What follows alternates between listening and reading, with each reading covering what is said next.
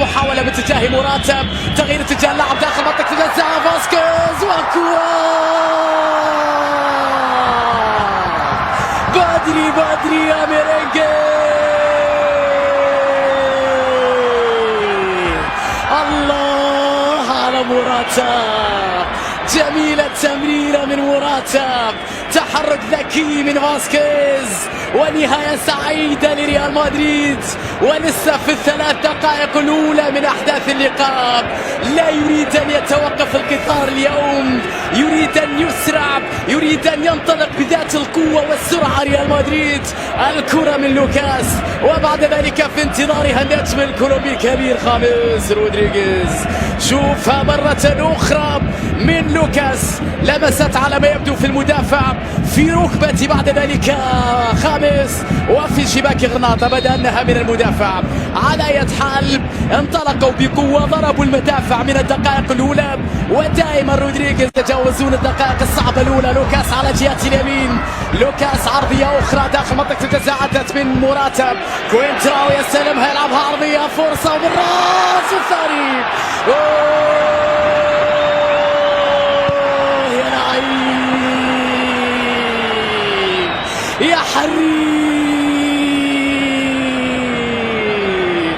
خميس واحدة باليمنى، خميس أخرى باليسرى، رودريغيز هذه المرة بالراس، وثاني لريال مدريد. ميرينجي جميل، وهدف ثاني مع العشر دقائق الأولى في اللقاء. تقريبا خلصوا على غرناطة في 10 دقائق. شوف كوينتراو اللي حياته كلها في الدكة، أجمل عرضية وأنا خامس بالراس في منتهى الروعة، جاء من بعيد. الله على خامس رودريغيز، هدف ثاني لريال مدريد وقت الحاجة. خامس يلبي النداء دائما لزيدان ولريال مدريد، على الرغم من أنه يريد دقائق أكثر من اللعب في الدكة أغلب الموسم، ولكن عندما يلعب بالرأس أمسى على الجهة اليمنى، خطيرة لدانييلو داخل منطقة الجزاء. دانييلو كرة عرضية وكرة يا ولد، الله يا موراتا، والثالث للميرينجي. أي كرة يا مدريد، أي تمريرة يا دانييلو، أي تسديدة جميلة يا موراتا في سقف المرمى، أي بدلاء عند ريال مدريد. هدف ثالث في منتهى الروعة من جانب موراتا. ريال مدريد روعة. دانييلو طلب الكرة من جانب موراتا، وتسديدة بعد ذلك في شباك اوتشوا. ريال مذهل حتى في البدلاء، حتى بدكة البدلاء.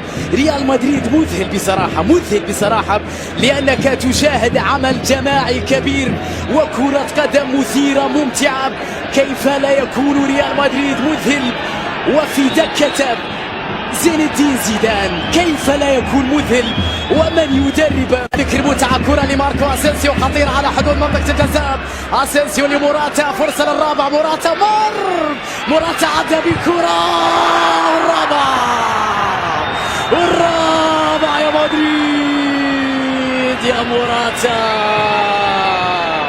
ما هذا يا موراتا، ما هذا يا زيدان، رباعية مدريدية، لمسة في منتهى الروعة من الفارو موراتا. لا تبكين، انسي مباراة اليوم وفكري في مستقبل غرناطة، ولا تنسي، إياك أن تنسي أن اليوم مباراة ضد ريال مدريد مع هذا الكم الهائل من النجوم. شوفها من الفنان ماركو اسينسيو، موراتا 1 على 1، ذهب المدافع أدراج الرياح، وذهبت الكرة إلى شباك اوتشوا، وذهب ريال مدريد للرابع، واقترب من انتصار ثمين، وجعل الليغا مشتعلة في جولاتها الأخيرة، والتنافس كبير، والأهداف لموراتا 3 أهداف في مباراة الليلة. الفارو موراتا هدفين، خامس رودريغيز هدفين، 4 مدريد 0 غرناطة.